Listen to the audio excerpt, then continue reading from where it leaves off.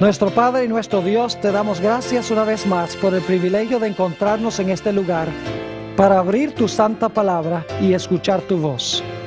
Pedimos la compañía de tu Espíritu Santo. Danos mentes claras y corazones dispuestos a recibir tu palabra. Te lo pedimos en el precioso nombre de tu Hijo, Cristo Jesús. Amén. Quiero extenderle una vez más a todos los presentes una cordial y sincera bienvenida. También quiero extenderle una bienvenida especial a todos los que están viendo esta programación en pantalla de televisión en diferentes sitios del mundo de habla hispana. Estamos muy contentos de que hayan escogido acompañarnos en este estudio tan especial de la palabra de Dios. El título de nuestro tema para hoy es Perdición eterna por un plato de lentejas. Ahora, para aquellos que están versados en las Escrituras, saben que vamos a hablar de la experiencia de Jacob y Esaú. Y para comenzar nuestro estudio de hoy, quiero decirles desde el mismo principio que Jacob y Esaú representan dos clases de personas que va a haber en el mundo, especialmente en el tiempo del fin. En realidad, Jacob y Esaú representan a los justos y a los impíos. Sus caracteres indican la clase de carácter que tendrán aquellos que vivirán en este mundo al final de la historia y también a través de toda la historia. Lo primero que quiero que notemos, y claro, el libro de Génesis es un libro de la controversia entre las dos simientes. Hemos estudiado esto. Ismael, ustedes recuerdan Ismael e Isaac, la serpiente y la mujer, la simiente de la serpiente, la simiente de la mujer, la serpiente y la simiente de la mujer, los hijos de Dios, las hijas de los hombres, José y sus hermanos. O sea que el libro de Génesis es una ilustración del gran conflicto entre el bien y el mal. Y la historia de Jacob y Esaú no es la excepción. Vamos a comenzar en Génesis 25 y el versículo 22 y 23. Aquí vamos a encontrar que la gran controversia entre estos dos hermanos comenzó en realidad en el vientre de su madre. Es un conflicto entre el mayor y el menor, es un conflicto entre hermanos. Note lo que dice Génesis 25 y el versículo 22 y 23. Dice así: y los hijos luchaban dentro de ella. Y dijo: si es así, ¿para qué vivo yo? Y fue a consultar a Jehová. Y le respondió Jehová: dos naciones hay en tu seno, y dos pueblos serán divididos desde tus entrañas. El un pueblo será más fuerte que el otro pueblo, y el mayor servirá al menor. Es decir, que estos dos hermanos estaban en batalla en el vientre de su madre. Y ellos dos representaban dos diferentes naciones que iban a existir a través de la historia. Y la ironía es que según el relato, el mayor iba a servir al menor, que es diferente que lo que generalmente uno esperaría. Ahora, notamos el carácter de estos dos muchachos, el contraste que hay en Génesis el capítulo 25 y el versículo 27. Génesis 25, 27 nos da el contraste entre estos dos muchachos cuando estaban creciendo como jóvenes. Dice allí: y crecieron los niños, y Esaú fue diestro en la caza, hombre del campo, pero Jacob era varón quieto que habitaba en tiendas. Es decir, uno era fiero, era cazador, mientras que el otro era quieto y más bien casero. Uno se parecía más a su padre, mientras que el otro, Jacob, se parecía más a su madre. Es interesante notar que en un libro que se llama Historia de la Redención, Una autora ha dicho estas palabras en cuanto a Jacob y Esaú. Dice así, y es una cita corta: Jacob y Esaú representan dos clases de personas. Jacob a los justos y Esaú a los impíos. Es decir, el carácter de estos dos individuos representa dos diferentes grupos que existen en el mundo: los justos y los impíos. Ahora, es interesante notar que Esaú era un hombre mundano que despreciaba en gran medida las cosas de Dios por los placeres presentes. Quiero hablar un poco sobre la primogenitura, que era muy importante en los tiempos bíblicos. Leamos Génesis, el capítulo 25 y el versículo 29 al 34. Génesis 25, 29 al 34. Notamos aquí que un día Esaú regresa del campo y está muerto de hambre. Claro, esa es una expresión que usamos en español. Él por lo menos creía que se estaba muriendo de hambre. Y fíjense cómo se desarrolla esta historia. Dice allí: y guisó Jacob un potaje, y volviendo Esaú del campo, cansado, dijo a Jacob: te ruego que me des a comer de ese guiso rojo. En realidad eran lentejas, pues estoy muy cansado.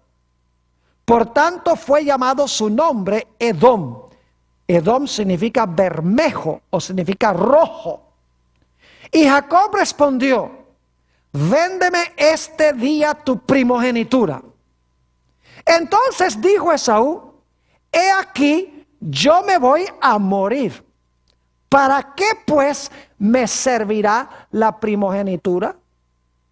¿Ustedes creen que en realidad Esaú se estaba muriendo de hambre? ¿Que no hubiera podido durar un poco de tiempo hasta que su madre le hiciera algo de comer? En realidad no se estaba muriendo de hambre, pero para él era más importante llenar su estómago que la primogenitura. Ahora, debemos preguntarnos, ¿por qué era importante la primogenitura? Por tres razones. En primer lugar, porque el primogénito recibía una doble porción de lo que poseía el padre. Y también era el gobernante de la casa, el jefe de la casa. En segundo lugar, el primogénito tenía derecho de ser el sacerdote o el dirigente espiritual de su hogar. Y en tercer lugar, y este era el más importante, el primogénito tenía el privilegio de ser el progenitor o el antecesor del Mesías. Es decir, que el primogénito ocupaba una posición muy importante: gobernante, sacerdote y progenitor del Mesías. Y Esaú no le importó nada de eso. Prefirió echar a un lado eso por un plato de lentejas. Hablemos un poco más del carácter de Esaú, porque el carácter de él representa el carácter de aquellos que van a ser impíos en los últimos días de la historia. Y vale decir que los impíos no van a ser solamente gente atea, gente mundana, sino que va a ser gente cristiana que profesa el nombre de Jesús, que son hermanos de los que se van a salvar, pero que en realidad viven por el momento presente en vez de vivir para la salvación eterna en el futuro. Esaú quería disfrutar de los privilegios de la primogenitura, pero no quería cumplir ninguna de las responsabilidades. Es decir, quería ser el gobernante de la casa y recibir el doble de la herencia de su padre, pero no le interesaba ser el líder espiritual de su casa, ni tampoco le interesaba ser progenitor del Mesías. ¿Cómo era el carácter de Esaú? Nuevamente, en mi libro favorito sobre la historia de esta época, Patriarcas y Profetas, página 176, encontramos la siguiente descripción del carácter de Esaú. Dice, pero Esaú no amaba la devoción, ni tenía inclinación hacia la vida religiosa. Las exigencias que acompañaban a la primogenitura espiritual eran para él una restricción desagradable y hasta odiosa. Es decir, las responsabilidades de la primogenitura eran odiosas para él. Ahora escuchen, la ley de Dios, condición del pacto divino con Abraham, era considerada por Esaú como un yugo servil. Es decir, la ley era un yugo para él. Inclinado a la complacencia propia, nada deseaba tanto como la libertad para hacer su gusto.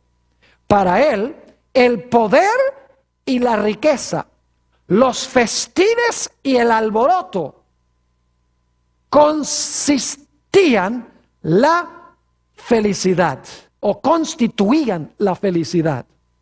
Se jactaba de la libertad ilimitada de su vida indómita y errante. Es decir, a Esaú no le importaban las cosas espirituales.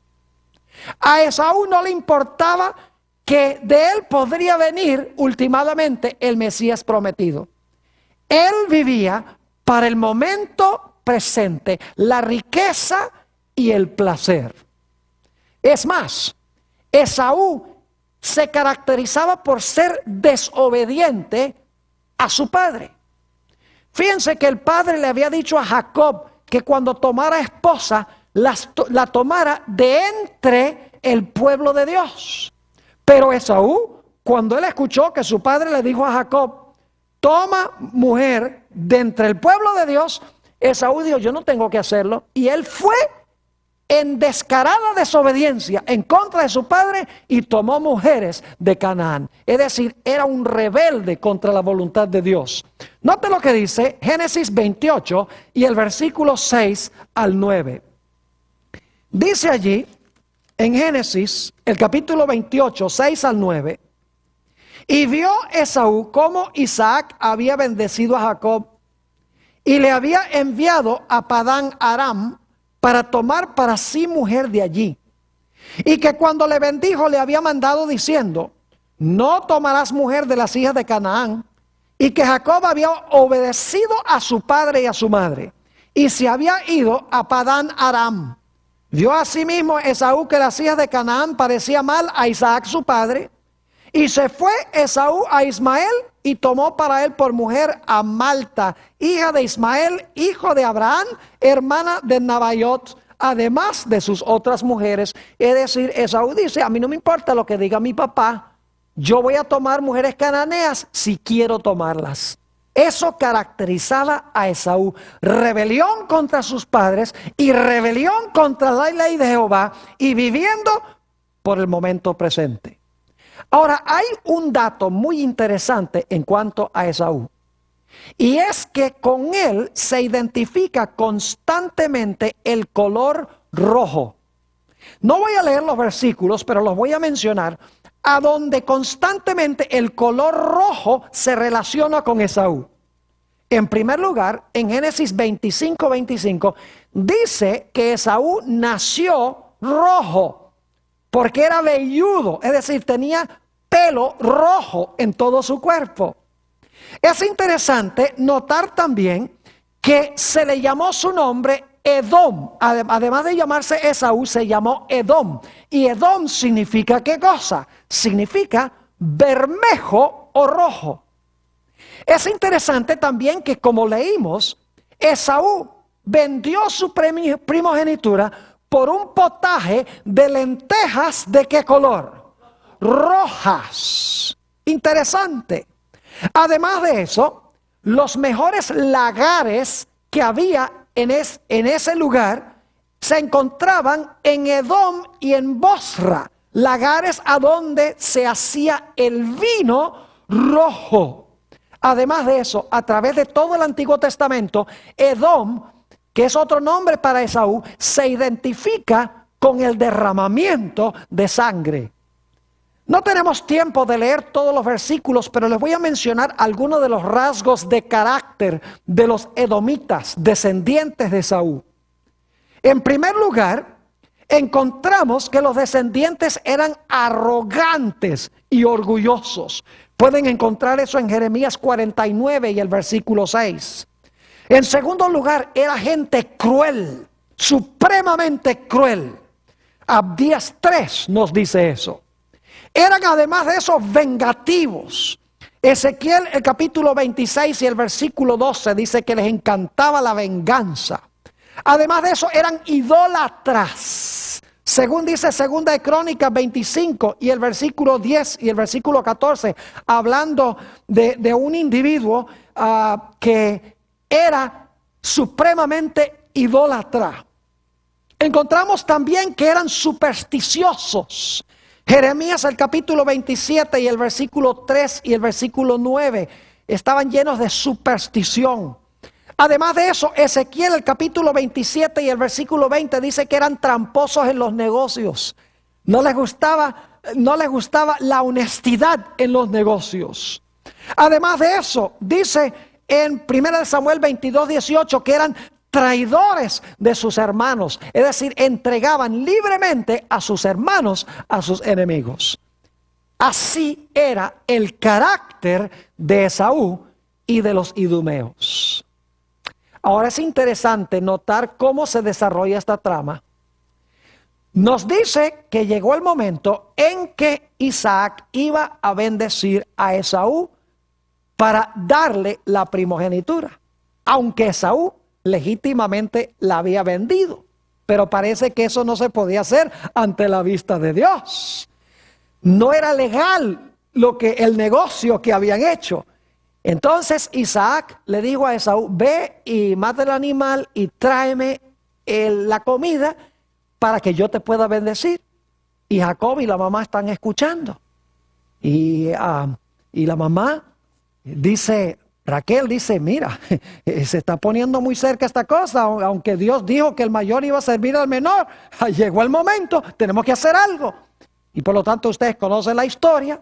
Jacob y su madre tramaron un engaño para Isaac, haciendo que Jacob pareciera que fuera Esaú, para entonces quitarle la bendición a su hermano. Isaac bendijo a Jacob. Y poco después llega Esaú y le dice a su padre: padre, he traído la comida para que pronuncies sobre mí tu bendición. Y le dice Isaac: siento mucho, hijo, pero ya bendije a Jacob. Note lo que dice en Génesis 27 y el versículo 37.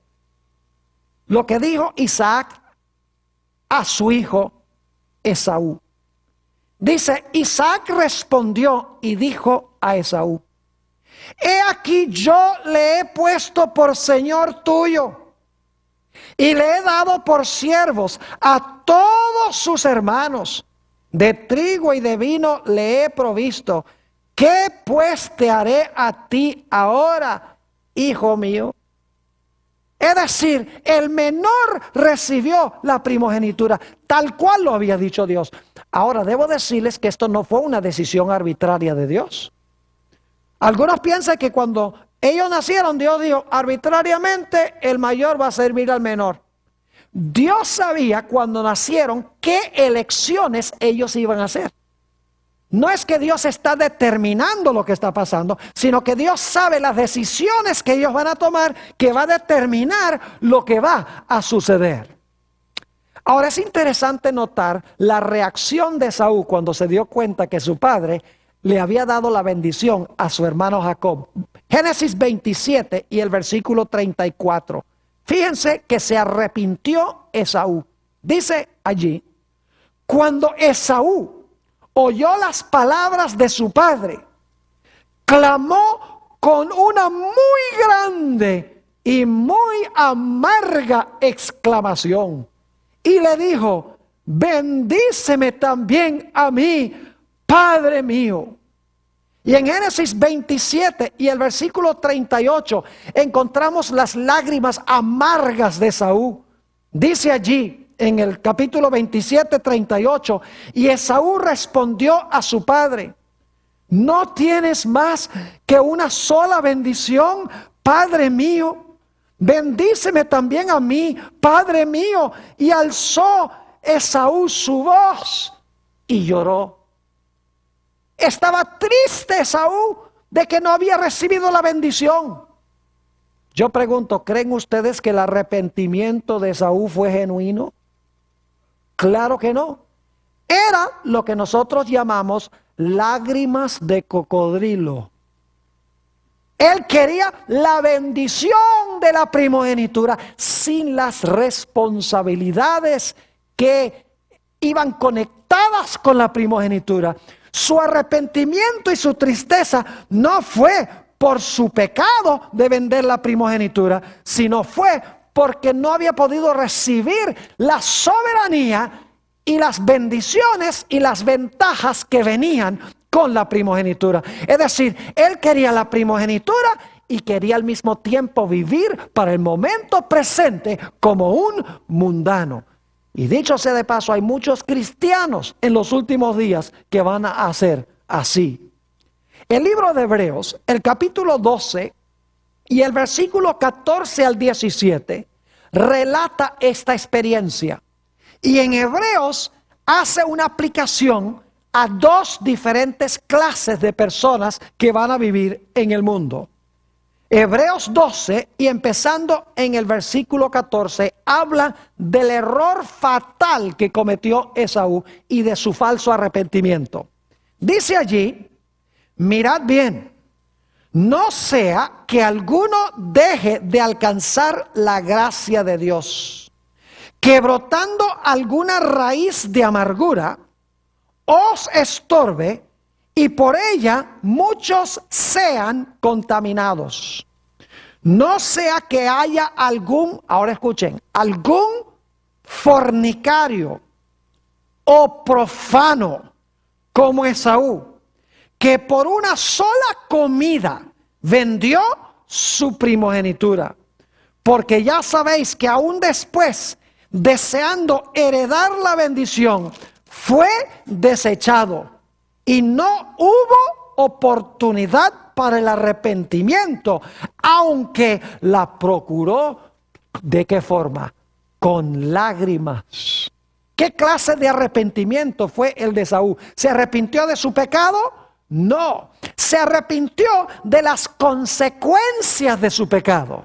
Es decir, su arrepentimiento fue semejante al de Judas. Judas también, cuando se dio cuenta que Jesús había sido entregado, iba a morir en la cruz, llevó el dinero y con lágrimas tiró el dinero y dice: he entregado sangre inocente. No estaba triste de haber entregado a Jesús. No estaba triste porque había pecado, sino que estaba triste de que el plan no le había salido como él pensaba que el plan debía salir. En el libro Patriarcas y Profetas, la página 180, encontramos esta declaración muy significativa sobre el arrepentimiento, entre comillas, de Esaú. Dice: su dolor no provenía de que estuviese convencido de haber pecado. No deseaba reconciliarse con Dios. Se entristecía por los resultados de su pecado, no por el pecado mismo. Y ahora quiero que noten que como resultado de Jacob recibir la bendición y la primogenitura, porque era, a pesar de que lo hizo de una manera equivocada, vamos a encontrar que el arrepentimiento de Jacob fue un arrepentimiento genuino por el pecado que cometió y no por las consecuencias de su pecado. Encontramos que la Biblia nos dice que Esaú se llenó de odio y de ira contra su propio hermano que había recibido la bendición de Dios.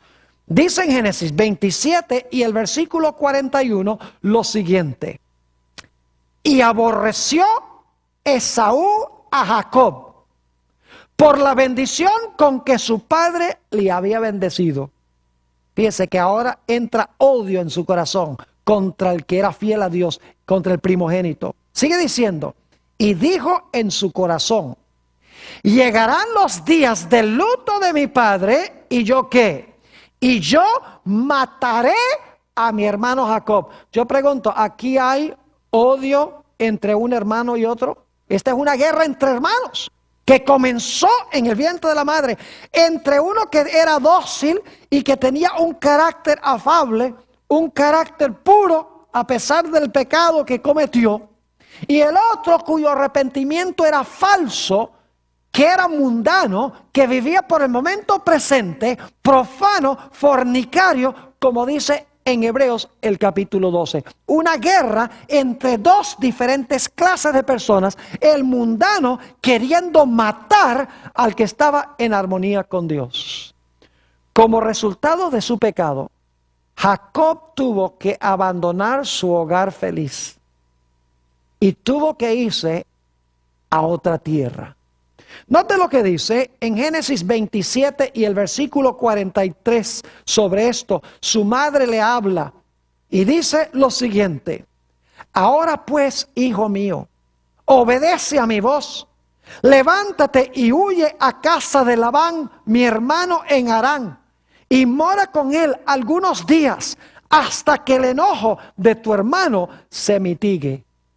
Es decir, Jacob, por causa de su pecado, tuvo que huir de su hogar feliz. Y dicho sea de paso, nunca más iba a ver su madre. Por causa de su pecado tuvo que irse de su casa. Y luego Jacob, después de viajar por un par de días, llegó a un lugar que luego se llamó Betel. Se acostó con su cabeza sobre unas piedras. Y dice la Biblia que tuvo un sueño. Y en ese sueño vio el cielo abierto, una escalera apoyada en la tierra que alcanzaba hasta el alto cielo. Y Dios estaba arriba de la escalera. Y subiendo y bajando por la escalera había ángeles de Dios.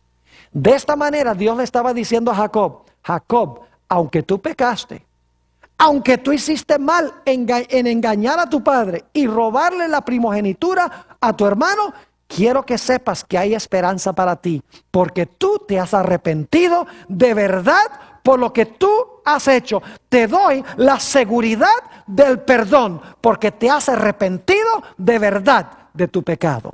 Es decir, el abismo entre el cielo y la tierra ya no existe para ti. Hay comunión entre el cielo y la tierra.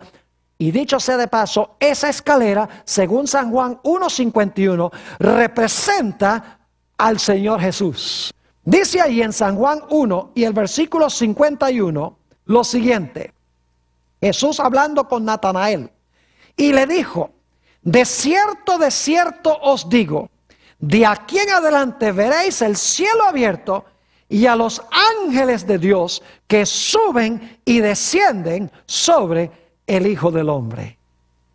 Es interesante notar que Jacob, ahora que tiene que irse de su feliz hogar, irse de donde está su padre y a donde está su madre, a una tierra lejana y extraña, termina en la casa de un personaje malévolo llamado Labán. Ahora es interesante estudiar el carácter de Labán. No tenemos tiempo de analizar todo el carácter de Labán, pero les voy a mencionar solamente algunos de los rasgos de él. Ustedes pueden leer la historia como se encuentra entre Génesis 28 y Génesis 34 aproximadamente. Pero si ustedes miran, el carácter de Labán es muy parecido al carácter de Satanás. Porque él es un individuo que es un engañador, es un estafador, es un ladrón. Quiere que Jacob sea su siervo para siempre. Es un mentiroso, es un acusador y es un hipócrita. Quiero que leamos de Génesis 31, 26 al 29, algunos detalles en cuanto a Labán. Esto es cuando Jacob se iba a ir de la casa de Labán y se estaba llevando a las dos hijas de Labán, con quienes se había casado. Dice, y dijo Labán a Jacob, ¿qué has hecho? Me engañaste y has traído a mis hijas como prisioneras de guerra. ¿Por qué te escondiste para huir y me engañaste y no me lo hiciste saber para que yo te despidiera con alegría y con cantares, con tamborín y arpa? Mentiroso. Si ustedes miran la historia van a encontrar que él no tenía ninguna intención de hacer eso. Sigue diciendo, pues ni aún me dejaste besar a mis hijos y a mis hijas. Ahora locamente has hecho. Poder hay en mi mano para hacerte mal. Es decir, tenía ganas de hacerle mal a Jacob. Dice, mas el Dios de tu padre me habló anoche diciendo, guárdate que no hables a Jacob descomedidamente. El carácter egoísta, mentiroso, lisonjero y deshonesto de Labán se encuentra también en Génesis el capítulo 31 y el versículo 41 y 42. Dice allí, hablando Jacob a Labán, así he estado 20 años en tu casa, 14 años te serví por tus dos hijas y 6 años por tu ganado, y has cambiado mi salario 10 veces, claro, como le convenía. Y sigue diciendo, si el Dios de mi padre, no es el Dios de él, el de Labán, sino el Dios de mi padre, Dios de Abraham y temor de Isaac, no estuviera conmigo, de cierto me enviarías ahora con las manos vacías. Pero Dios vio mi aflicción y el trabajo de mis manos y te reprendió anoche. Es decir, el carácter de Labán, cuando se analiza con cuidado, es idéntico al carácter de Satanás. Es decir, Jacob tuvo que abandonar su feliz hogar y se fue a tierra lejana y terminó en la casa de Labán, el engañador, el estafador, el hipócrita. Después de servir Jacob, de haberse ido de su casa por 20 años, llegó el momento en que Dios le dijo, es tiempo de que regreses a tu hogar perdido. Y por lo tanto, Jacob reúne a su familia y emprende viaje de regreso a su hogar perdido, de regreso a Canaán. Cuando llega a las mismas fronteras de Canaán, cuando llega a las fronteras de su hogar, y esto es muy importante porque la tierra de Canaán simboliza en realidad el cielo, es el lugar donde va a habitar el pueblo de Dios. Si ustedes leen Hebreos el capítulo 11, dice que Canaán representaba la ciudad cuyo artífice y constructor es Dios. Es decir, Jacob ahora va a entrar a Canaán e inmediatamente antes de entrar a Canaán, escucha que Esaú, su hermano, quien lo odia porque Jacob ha recibido la bendición, viene contra él con 400 hombres para destruirlo junto con toda su familia. Y como resultado ahora viene lo que se conoce como el tiempo de angustia de Jacob. Escuchando que viene su hermano para destruirlo, Jacob ahora teme de que él y toda su familia van a perecer. Y por lo tanto ahora Jacob empieza a reclamar las promesas de Dios. Porque Dios le había dicho allá en Betel, que significa la casa de Dios, a donde había tenido el sueño de la escalera. Dios le había dicho a Jacob, mira Jacob, yo te voy a acompañar. Voy a estar contigo, tú vas a regresar a esta tierra, vas a tener una descendencia tan grande que nadie la puede contar y mi bendición va a estar contigo. Y ahora Jacob se arrodilla y empieza a recordarle a Dios las promesas que él había dado allá cuando estaba en Betel. Señor, tú prometiste que ibas a proteger mi vida. Tú prometiste de que ibas a traer la bendición. Tú prometiste que iba a tener una gran descendencia. Pero ahora Esaú viene y va a destruir a la familia. Leamos Génesis 32 y el versículo 6. Dice aquí, Y los mensajeros volvieron a Jacob diciendo: vinimos a tu hermano Esaú, y él también viene a recibirte, y 400 hombres con él. Y luego en el capítulo 32, 9 al 12, encontramos la oración de Jacob. Mis hermanos y hermanas apreciados, lo que Jacob teme es que su pecado que cometió hace 20 años ha sido tan grande a la vista de Dios, de que no puede reclamar la promesa de la protección de Dios. Porque a pesar de que Dios había dicho a Jacob: yo te perdoné, le había mostrado la escalera, Jacob no había sido capaz de perdonarse él mismo. Dios lo había perdonado, pero Jacob no se sentía perdonado. En ese momento dice: ahora yo no puedo reclamar las promesas de Dios, porque mi pecado es demasiado grande. Dios va a permitir que Esaú venga y me destruya junto con mi familia. Y por lo tanto dice en Génesis 32 y el versículo 9 al 12: y dijo Jacob: Dios de mi padre Abraham y Dios de mi padre Isaac, Jehová que me dijiste: vuélvete a tu tierra y a tu parentela, y yo te haré bien.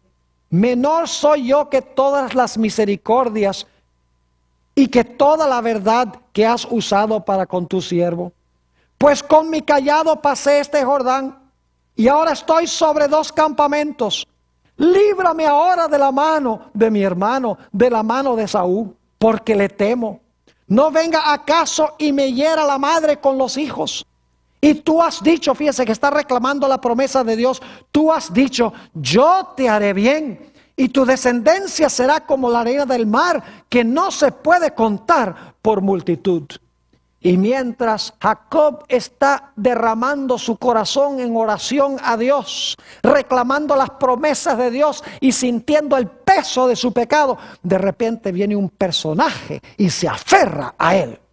Y Jacob piensa que posiblemente es Esaú o es un enemigo, y empieza una lucha inmensa entre Jacob y este personaje. Note lo que dice Génesis 32 y el versículo 24 al 26 sobre este episodio. Dice: así se quedó Jacob solo, y luchó con él un varón hasta que rayaba el alba, es decir, lucharon toda la noche. Y cuando el varón vio que no podía con él, tocó en el sitio del encaje de su muslo, y se descoyuntó el muslo de Jacob mientras con él luchaba. Y dijo: ahora tiene que haber tenido un dolor increíble Jacob, porque se había descoyuntado su muslo. Los que han tenido una experiencia como esta saben que es un dolor intenso. Y sin embargo, este personaje en el versículo dice: y dijo: déjame, porque raya el alba. Y Jacob le respondió: no te dejaré, sino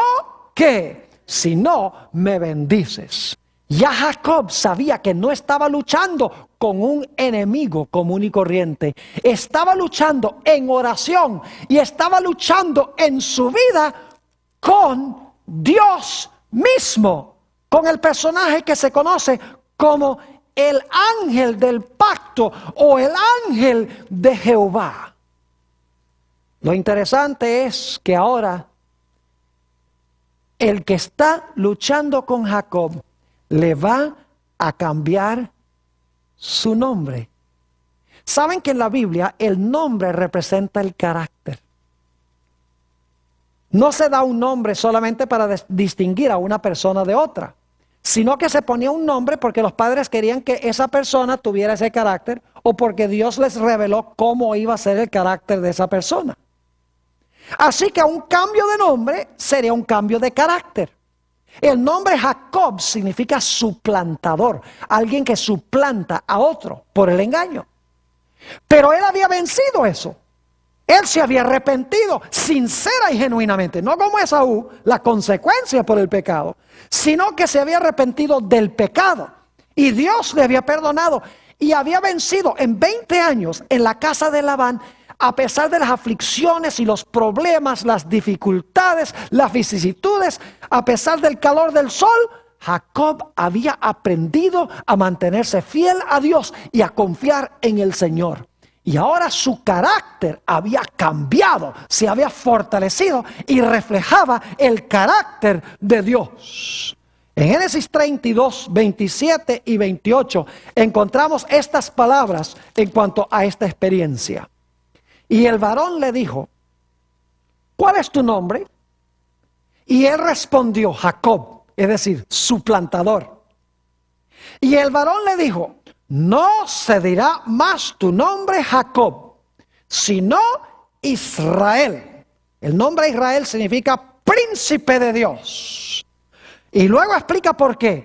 Porque has luchado con Dios y con los hombres y has vencido.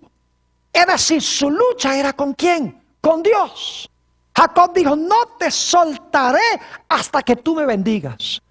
Y ustedes dicen, pero ahí dice que él estaba luchando con un varón. No dice que estaba luchando con el ángel de Jehová, ni que estaba luchando con Dios. ¿Saben qué nombre le puso Jacob a ese lugar? Le puso por nombre Peniel. La palabra Peniel significa casa de Dios, a donde él luchó. Noten lo que dice Génesis 32 y el versículo 29 y 30. Génesis 32 y el versículo 29 y 30. Dice allí, entonces Jacob le preguntó, declárame ahora tu nombre. Y el varón respondió, ¿por qué me preguntas por mi nombre? Ahora Jacob quiere saber el nombre del personaje. Y lo bendijo allí. Y llamó Jacob el nombre de aquel lugar Peniel. Porque dijo, vi a Dios cara a cara y fue librada mi alma. Ahora Jacob era victorioso sobre el pecado y sobre el mal y sobre la tentación. Nos hace recordar de Apocalipsis donde dice, el que venciere en cada iglesia. En otras palabras, el que venza la carne, el pecado, el mundo, el diablo, ese individuo tendrá también, vamos a ver, un cambio de nombre porque habrá tenido un cambio de carácter. Ahora, ¿con quién estaba luchando Jacob? El libro de Oseas, el capítulo 12 y el versículo 3 y 4 nos amplía algo en cuanto a este personaje. Oseas 12, 3 y 4. Dice allí, hablando de la experiencia de Jacob, en el seno materno, Jacob tomó por el calcañar a su hermano y con su poder venció ¿a quién?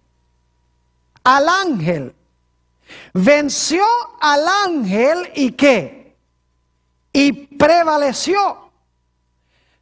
Lloró y le rogó. En Betel le halló y allí habló ¿con quién? Con nosotros. ¿Saben con quién estaba luchando Jacob?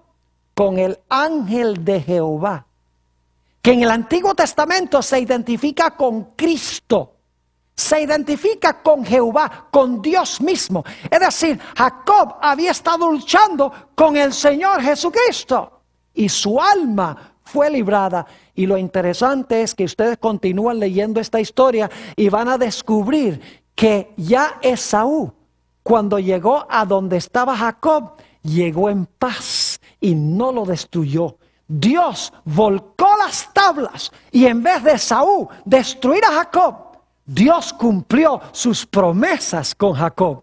Y la vida de Jacob y de toda su familia fue librada. Ahora, ¿por qué nos ha dado Dios esta historia? Porque esta historia es una ilustración de la historia del pueblo de Dios, especialmente en los últimos días. Permítame hacer el paralelo. Al final de la historia va a haber solamente dos grupos en este mundo. Y estos dos grupos van a tener los mismos caracteres que Jacob y Esaú. Ahora ustedes notan que tanto Jacob como Esaú eran pecadores. Pero Jacob era un pecador arrepentido, mientras que Esaú era un pecador empedernido.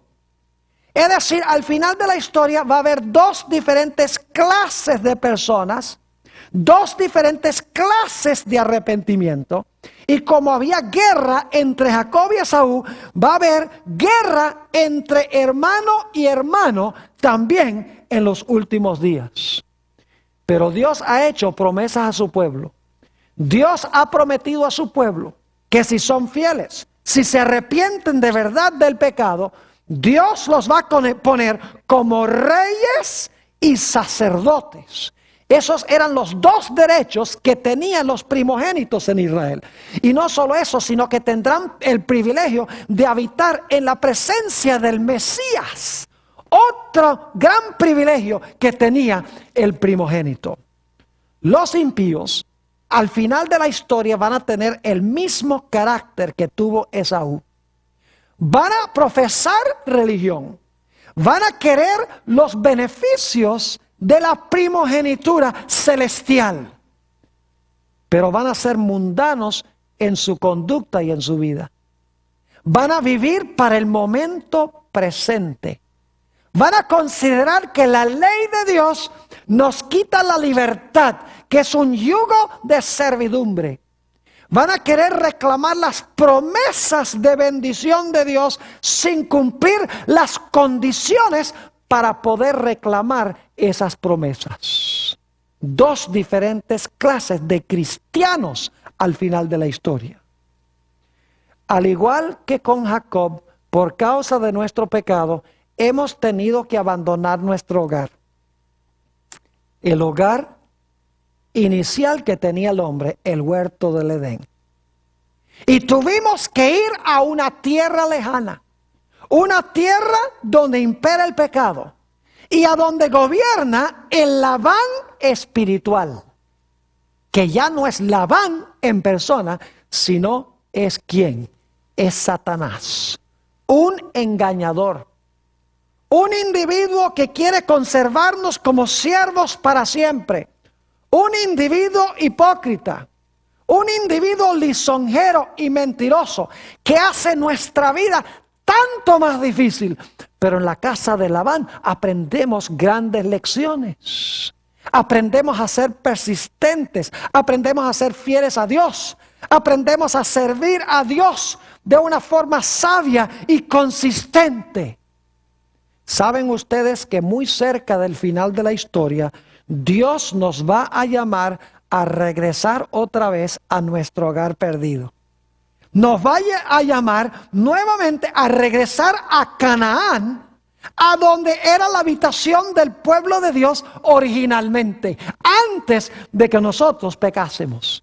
Pero la Biblia nos dice que antes de que nosotros entremos a la patria celestial, vamos a pasar por un terrible tiempo de angustia, cual no se ha visto desde que existe en el mundo nación. Note lo que dice Daniel, el capítulo 12 y el versículo 1. Daniel, el capítulo 12 y el versículo 1 nos habla de esta gran prueba final del pueblo de Dios, de este tiempo de angustia tan terrible. Dice, en aquel tiempo se levantará Miguel, el gran príncipe que está de parte de los hijos de tu pueblo. Y será tiempo de angustia, cual nunca fue desde que hubo gente hasta entonces. Pero en aquel tiempo será libertado tu pueblo, todos los que se hallaren escritos en el libro. Ahora, si ustedes leen los versículos anteriores a estos, van a encontrar que habla del rey del norte.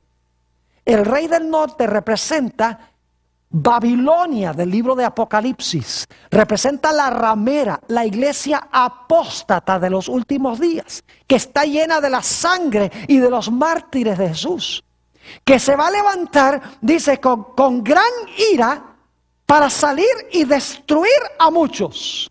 Igual que Esaú estaba viniendo para destruir a Jacob y a su familia. Y luego dice, en Daniel el capítulo 12 y el versículo 1, que cuando venga este tiempo de angustia, el pueblo de Dios va a ser libertado, como Jacob fue libertado de la ira de su hermano. ¿Saben ustedes que la mayoría de los cristianos ni siquiera creen que van a pasar por el tiempo de angustia? Creen que Dios se los va a llevar al cielo en lo que llaman el rapto. Y entonces los judíos son los que van a pasar por el tiempo terrible de angustia en esta tierra. Mis queridos hermanos y amigos, no se dejen engañar por esto. El pueblo de Dios va a pasar por el tiempo de angustia de Jacob en esta tierra. El diablo no quiere que los cristianos piensen que van a pasar por ese tiempo, porque si en realidad van a pasar por ese tiempo, se requiere una preparación necesaria. ¿Verdad que sí?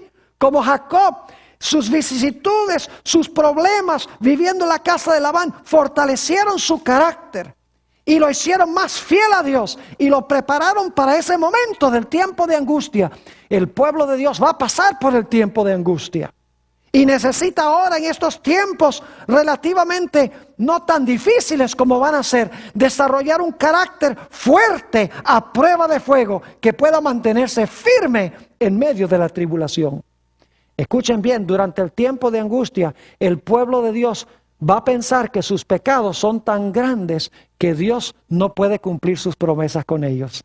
Dios ha prometido bendecir a su pueblo, porque en la santa ciudad no va a haber maldición, según dice el libro de Apocalipsis. Además, Dios ha prometido que nosotros vamos a estar en una muchedumbre grande que nadie puede contar. Dios ha prometido que no va a permitir que su pueblo sea destruido. Pero cuando su pueblo pase por esta experiencia tan agonizante en los últimos días, van a tener que descansar en la gracia de Dios y el poder de Dios. Van a tener que luchar con Dios en oración, como la viuda de San Lucas, el capítulo 18, a donde dice que venía y venía y venía al juez para que el juez le hiciera justicia. Y el juez se demoraba y se demoraba y se demoraba. La viuda seguía viniendo, hasta que finalmente el juez dijo: voy a hacerle justicia. Así va a pasar también en los últimos días. El pueblo de Dios va a venir a Dios en oración: Señor, no permitas que caigamos en manos de nuestros enemigos. Cumple tus promesas con nosotros. Nuestros pecados sabemos que son grandes. Sabemos que no merecemos ni la menor de tus misericordias. Pero Señor, tú has hecho tus promesas. Estamos tristes por nuestros pecados. Señor, libra nuestras vidas. Y ¿saben lo que va a pasar? Dios va a librar a su pueblo del tiempo de angustia de Jacob. ¿Y saben lo que va a hacer Dios con su pueblo? Pues le va a dar un nuevo nombre. Nota lo que dice Isaías, el capítulo 62 y el versículo 2. Isaías, el capítulo 62 y el versículo 2. Dice: entonces verán las gentes tu justicia, y todos los reyes tu gloria. Y te será puesto un ¿qué? Un nombre nuevo, que la boca de Jehová nombrará. ¿Y saben por qué su pueblo va a recibir un nuevo nombre? El nombre de Dios escrito en sus frentes. Porque habrán luchado con Dios y con los hombres, y habrán prevalecido, habrán ganado la victoria sobre el mundo, sobre el diablo, sobre la carne y sobre cada vicisitud de su vida. Y luego vendrá el momento en que el pueblo de Dios heredará el reino perdido. Habitarán en medio de una muchedumbre que nadie puede contar. Habitarán en una tierra donde todo es bendición. Habitarán en un lugar a donde se encuentra personalmente presente el Mesías. Todo lo que se le prometió a Jacob se cumplirá con el pueblo de Dios en los últimos días, cuando finalmente entren, no en la Canaán terrenal, sino que entren en la Canaán celestial. Ahora, ¿qué tiene que enseñarnos esto a nosotros que estamos viviendo, creo yo, en los últimos días? Quiero terminar leyendo 2 Corintios 4 y el versículo 17 y 18.